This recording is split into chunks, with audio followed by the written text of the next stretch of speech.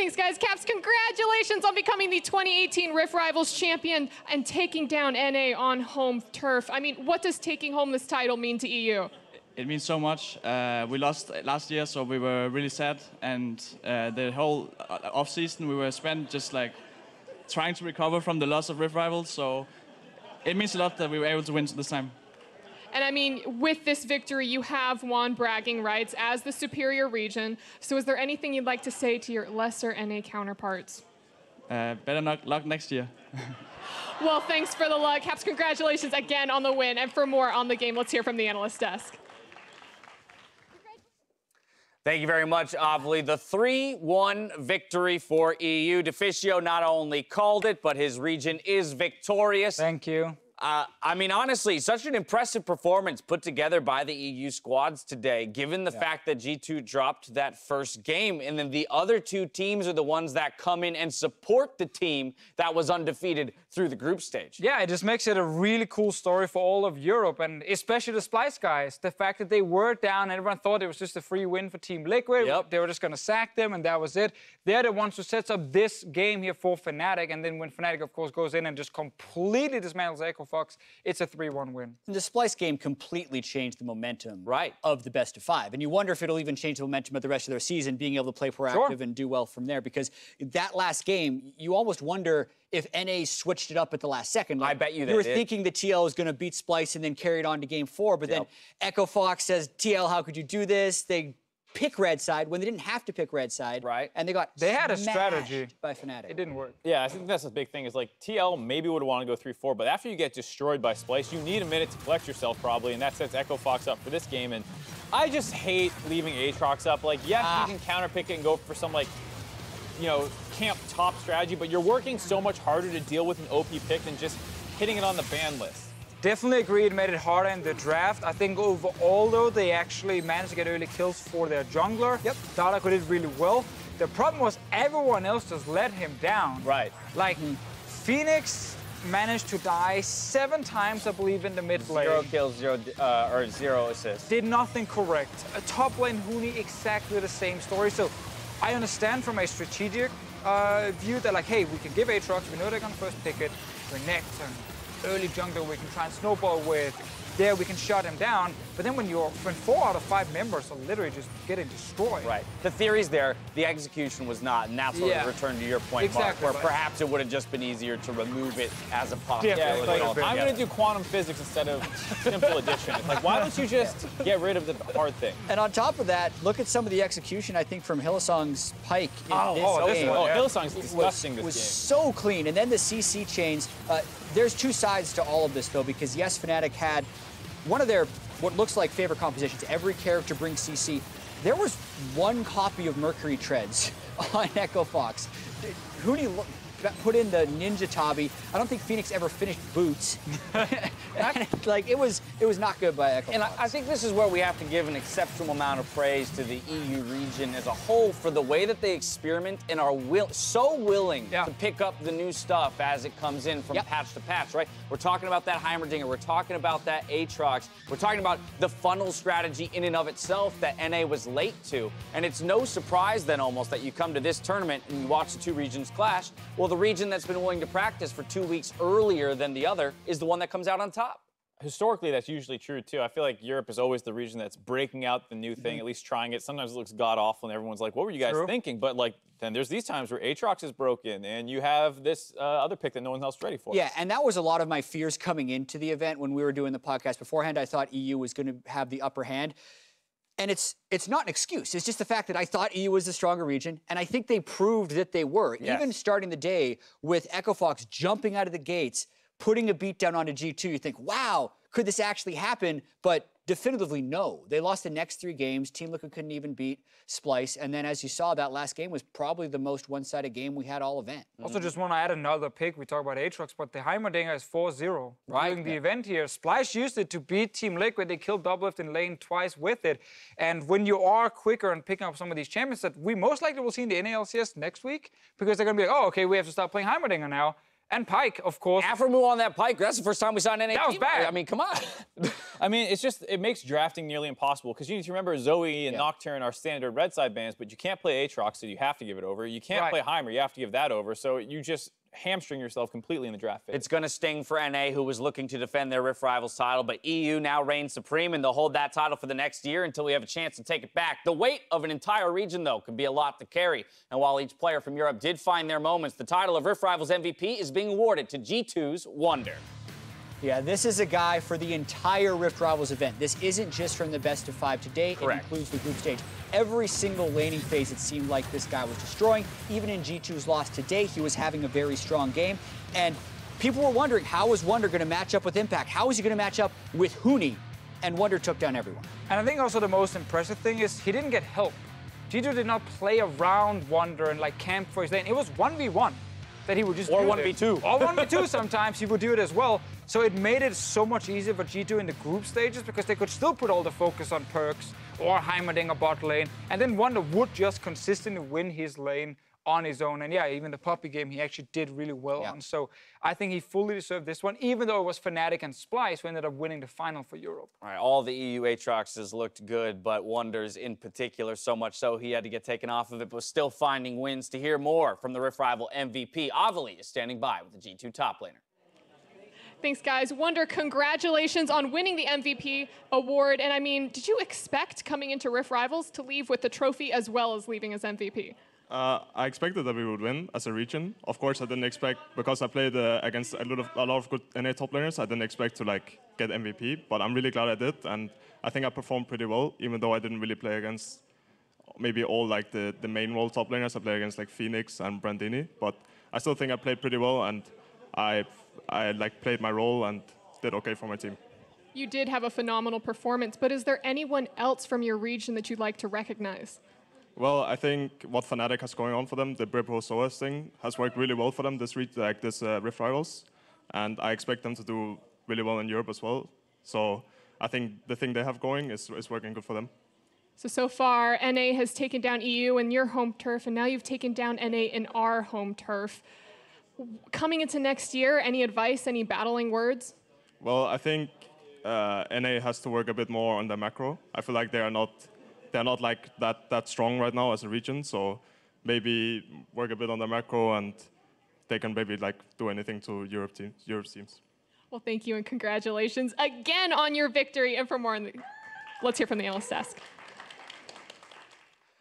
Thank you very much, Avali. I've kicked the two NA analysts off the desk this time around because EU reigns Feels supreme. much better now. Exactly, Deficio was the only one who called it, even though Jat was a traitor earlier in the broadcast. Hearing from Wunder there, talking about the differences between the regions, he points at the macro game, but I feel like there's far more than just macro game that was exposed here for the NA region. I mean, it's a lot of things. I think in definitely some of the games, it felt like mechanically, just doing laning phase and doing skirmishes, the EU teams had the upper hand, especially against 100 Thieves. They were really the team who got punished hard because of that. But we also got to see in the Team Liquid game against Splice, where everything just fell apart in every single lane. There was a clear difference in terms of what they could do on the different champions they had. I think the macro one, I think he is joking a little bit with the Xmithy NA superior macro, but yeah, NA definitely does not have better macro than Europe. All right, well, EU gets the win. If we pull up the schedule, though, presented by Jersey Mike's, you can watch the Rift Rivals champions compete next week, Friday, July 13th, when the EU LCS returns, with the NALCS countdown starting up on Saturday after EU's broadcast.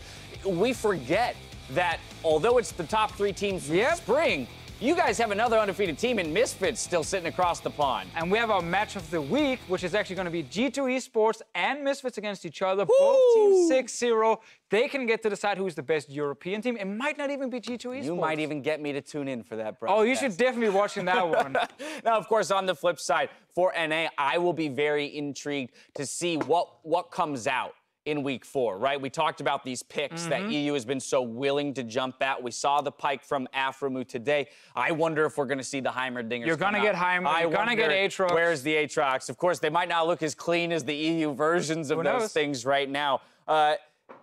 When it comes to the meta and how to play the game, though. We have heard from a lot of the EU teams, or, say, for example, Fnatic, that we're not loving the AD carries, and Funnel is really good and or really strong mage bots. Where do you land on that? Do you feel like this tournament, being an opportunity for international metas to clash, has driven you to one thing more than the other in terms of the proper way to play the game? I am more towards the mages than I was before. I feel like all European teams had a lot of success when they got the mages in the bot lane, Swain, Heimer, Karma, these kind of things. I think AD carries definitely can still work. I actually think now with some of the patches that are buffing some of the AD carries and some of the items, we will soon start to see some of the old crit ones return. The NA casters talk about Caitlyn all the time.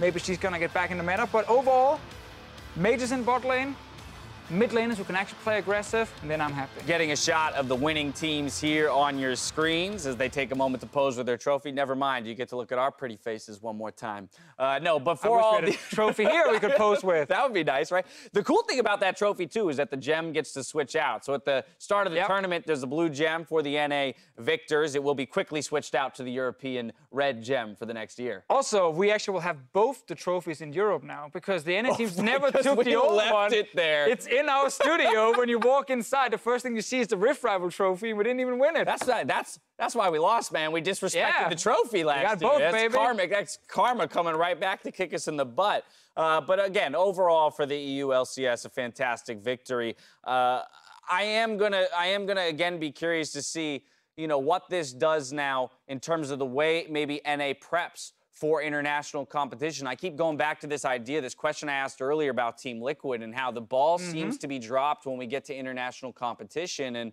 again, even here without the top regions in the world, we still aren't really putting up the kind of fight that a fan would expect to see. I mean, of course you should be disappointed if you're an NA fan, but looking back at last year's Rift Rivals, when NA destroyed Europe learned a lot from it. Because they were like, oh, okay, these strategies we have, they're getting exposed, we're not playing the right things, we're not playing the right way, so that actually benefited the region, and we ended up improving towards Worlds.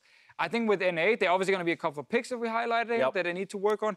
And also, I keep seeing these interviews where they're talking about how, people are afraid of making big plays, they just want to sit back. ProBuilder specifically highlighted that, like, at some point, you must have watched enough games from China, Korea, Europe, whatever it is, where there are some mid laners that can make big plays, and you need to start trying to do that. There should be no better motivation than losing the only international title you've ever held as a region. And so there it is, ladies and gentlemen, the EU LCS Rift Rivals champions here this time around. For myself, the casters, and the entire live broadcast crew, thank you for watching, and we'll see you next week for the EU and NALCS. Good night.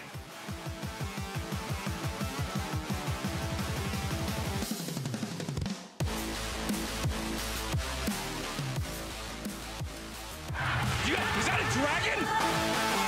I remember Reckless getting dumpstered so hard by Uzi that he benched himself. All you guys have is entertainment, and media's getting traded. Who cares? Ladies and gentlemen, welcome to a Rift Rivals 2018! Hey guys, no nerves, okay? No nerves. We trained for this our whole lives. All random, ultra rapid fire. I need 96! Get out of here! Oh! Where'd you get? Oh, wait a minute. Get the healing? Oh, no! This guy's insane! Just dive. Stop ending. Now they're getting me. Try hard! Welcome to my desk, which now belongs to Europe. Be prepared, we're coming. This could be really good damage. Strikes on his aggro, he's gone! Fnatic striking first. Team Liquid will strike back. I really want to play good because I still need to prove I'm gonna crush every EU top laner. Cap trying to buy a bit of time to flash over, dash back through. He might have just put himself in the ground. Another one coming in for Wonder. Wonder is just being so dominant. The one thing that Europe has over NA, I think, is the mid laners. Kills come through. Brandini's gonna be confident on this one. Yeah, sucks for you guys. Super Zero Impact running for dear life, and he's gonna stay alive. Whippo falls well, a double kill for the left himself. They can have to pick high man features, that's for sure, yeah. They have no chance. Stolen gets deleted by a rocket barrage, and that's Europe winning the group stage.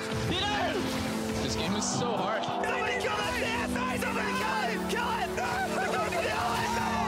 He does get it! First blood is drawn, the double it. He's got the other kill. With the he doesn't go down! The shield, double it, taking up the minions. That's gonna be it! We lost! Down! Shebang! I think the Rift Rivals format for this year is much better than last year because it's going to prove that like one region is actually better than another region. Disaster for G2. Bro, you get it. Don't worry. We get the guys out. Okay. Come in. Let's go.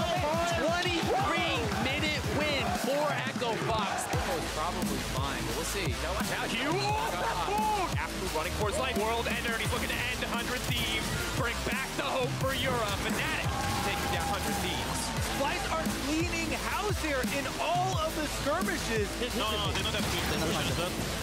Oh, nice. Yeah, and Riptail here should be able to do that. Oh my God. Europe 1 game away from claiming the Rift Rivals title. Who's gonna be careful? The Q comes across. Away as Phoenix is just running from caps to the triple now in for the champion. Another kill towards the Rex team, and Huni is not gonna stop Fnatic from winning another international.